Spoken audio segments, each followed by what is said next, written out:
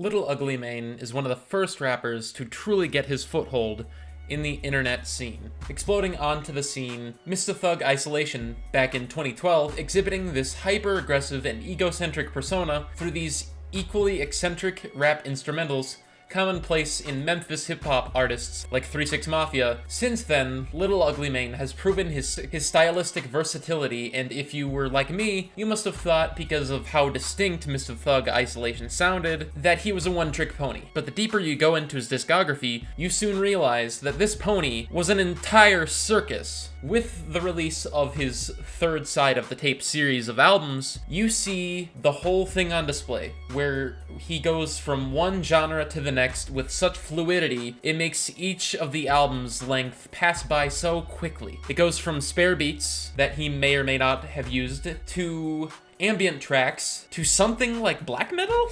What? Third side of the tape, nonetheless, gave its listeners a distinct experience that is commonplace in music today, even with the later volumes paling in comparison to the original one. After the release of those, he would go on to release Oblivion Axis, an album which brings back rapping into the center focus of his albums, but instead of the Memphis style of production and egocentric persona, he provides more retrospection on the online culture and his place in the internet hip-hop sphere, while being backed up by these noisy and experimental beats. This nihilistic tone would carry into other projects, like the album he would release under the Bedwetter pseudonym, and songs like Uneven Compromise, and also a ton of other stuff I'm probably missing out since he has so many fucking pseudonyms, honestly. Leading us to now, with a large gap between releases.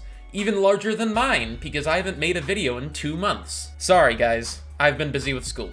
With his new album, Volcanic Bird Enemy, and The Voiced Concern. I think the first thing that's apparent when listening to the album is his style of delivery, because of how monotone it is. When looking back at something like Mr. Thug Isolation or Uneven Compromise, you see that he's going hard. He's a heavy hitter when it comes to his vocals, and he just is unrelenting even when handling heavier subjects. But this one is delivered with such monotony that it kind of gets you in this lackadaisical mood, and that lackadaisical mood is helped by these off-kilter instrumentals that feel like they'd belong on an Eels album or like an early Beck album, like Mellow Gold, exhibiting this slacker-ish tone and having these samples, these drum beats in the background, helping it feel more like a hip-hop song and less like an indie pop song, but still having levity even when going into deeper subjects like this album does. And this album does not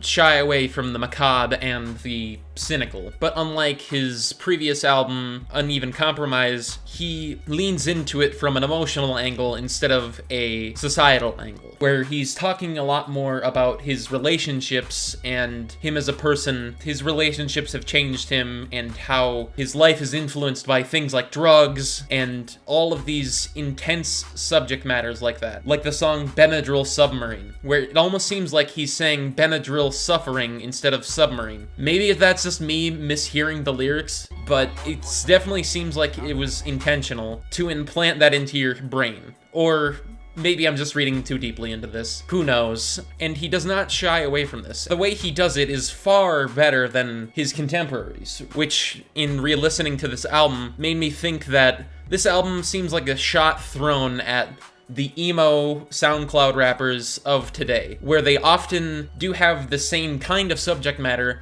and the same kind of delivery that he does, but they are far lacking in interesting lyrics, where they can use metaphors, but on a very, very, very basic level, where they can use things like murder or death or things of the macabre nature, and they just bluntly say them. But Ugly Mane uses them to be more metaphorical and to indirectly talk about his emotions and his mental state, instead of just being like, I'm sad, blah blah blah, girlfriend hates me, everything, etc, etc. And this album, and another thing that I really enjoy about this album, that it finds a way to contrast that cynicism with how cartoonish some of the samples are on the songs. Even on the opening track, Bird Enemy Car, it has this bizarre cartoonish sample introduce the album, and it's asking a very difficult question, but the way it's delivering it is such a non-serious way. And I think that it creates an odd contrast that the album is built upon to kind of show his frustrations with how he's dealing with things and the things he is dealing with versus the general outlook of society. And that is an intense